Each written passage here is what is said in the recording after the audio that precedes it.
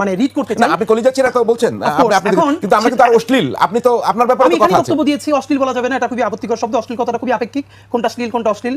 তুমুল গণহত্যার সামনে আপনি দুনিয়ার কোন শব্দ দিয়ে গালি দিলে গণহত্যাকারীর আপনি প্রতিশোধ নিতে পারবেন? শ্লীল অশ্লীলতার পলিটিক্সটাই ভিন্ন, এবং শব্দের রাজনীতি নিয়ে তরুণদের মধ্যে আমার সবথেকে বেশি কাজ আছে, সুতরাং এটা নিয়ে আমি কথা বলবো না।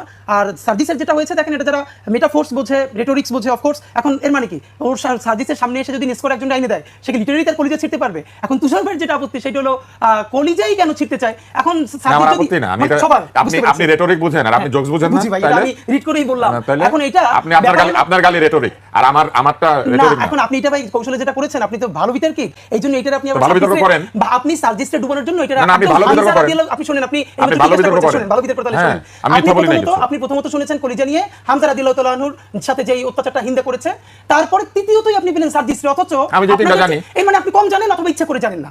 কারণ আমি অন্তত এই আমি তো আপনার হাঁটুর বয়সের বাচ্চা, সেই হিসাবে আমি অন্তত বহু পলিটিক্যাল রেটরিক শুনেছি কলিজা ছিঁড়ে ফেলা হবে, মানে এটা কি ভালো, আমি সেটা বলছি না, কিন্তু ফ্রেমিংটা হলো তুষার ভাইয়ের মতো বিদগ্ধ মানুষ যখন হামজা রাদিয়াল্লাহু তাআলা আনহুর সাথে যেটা ঘটেছে হিন্দে করেছে, এইটার সাথে যখন সার্জিসের বক্তব্য রিলেট করে দেখেন, আমি সার্জিসের বাইরে আপনি বক্তব্যটা ভালো না মন্দ সেটা বলেন, আমি সেটা বলতেছি ভাই। আপনি আমার সমালোচনা করতে কেন আসেন নাই? আমি আপনার সমালোচনা করতে আসছি এবং আমি প্রশ্ন আপনি আমার সমালোচনা নিতে পারবেন না, আপনি আমার হাঁটুর বয়সে দিকে করছেন না। শুনেন, আপনি করেন, দেখেন আমি হাঁটুর বয়সী না, আপনি যদি আরো ছোট বয়সী হয় আপনি তুমুল সমালোচনা করেন, আমি সেইটার উত্তরটা দিতে পারি কিনা। আমি তো কোথাও চুরি কইরা এখানে আসি না যে আমার প্লিজ এইটা বললেন না আমি ক্ষমা চাবো, বরং আমি যেটা বলবো সেটা তুষার ভাই আপনি নিতে পারবেন না।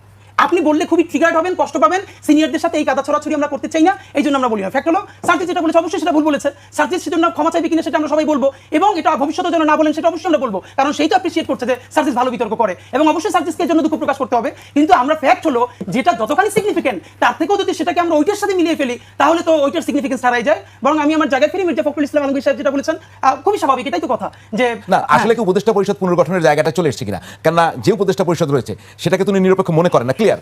আপনি যদি খুব সংক্ষেপে দিতেন, বলে প্রধান উপদেষ্টাকে নিরপেক্ষ থাকতে হবে, তারও নিরপেক্ষ, আর উপদেষ্টা পরিষদ নিরপেক্ষ ব্যক্তিদের নিয়ে গঠন করতে হবে। দ্যাট মিনস এই উপদেষ্টা পরিষদ নিরপেক্ষ না, এটা ক্লিয়ার হয়ে গেছে। তাহলে কি উপদেষ্টা পরিষদ গঠন নতুন করে গঠনের ইঙ্গিত দিচ্ছেন কিনা, খুব সংক্ষেপে বলবেন। ব্যাপারটা হলো এর পরেও ধরেন এই যে উপদেষ্টা পরিষদটা, এখানে তো বিএনপি ইনপুট দিয়েছে, জামাত ইসলাম ইনপুট দিয়েছে, সবাই দিয়েছে, তাহলে পরবর্তী যেটা নিরপেক্ষ হবে, নিরপেক্ষ কথাটা তো খুবই ভেইগ, এটা কনক্রিট কিছু না। এখন ধরেন যেটাকে বিএনপি শতভাগ নিরপেক্ষ বলবে, জামাত বা এনসিপি সেটাকে আবার নিরপেক্ষ বলবে, মানে কার দৃষ্টিতে নিরপেক্ষ হতে অথবা কার কাছে পরীক্ষা দিয়ে আপনি নিরপেক্ষ? দেখেন ব্যক্তির নিরপেক্ষ হওয়া দরকার না, নিরপেক্ষ হলো তার কাজটা, যে কোনো ব্যক্তি। তাহলে এই উপদেষ্টা পরিষদ ঠিক আছে না, এটা তো আমি বলছি না, এই উপদেষ্টা পরিষদের মধ্যে অনেক সমস্যা আছে, এবং আপনি যখন ইলেকশনে যাবেন, আপনি যখন ইলেকশনের রুটিন ওয়ার্ক শুরু করবেন, তখন কি এত উপদেষ্টা দরকার আছে? এতগুলো মন্ত্রণালয় ফাংশন করবে, তত্ত্বাবধায়কের মুখটা কি 10-12 জন দিয়ে তারপর সেটাকে কমিয়ে ইলেকশনকে ফোকাস করে, বাট সেজন্য তফসিলের যখন যাবে এটা তো করতে হবে। রাইট, তুষারের কাছে আসছি এই বিষয়ে, এবং আপনি যদি ওই বিষয়ে কথা বলতে চান আপনি বলতে পারেন।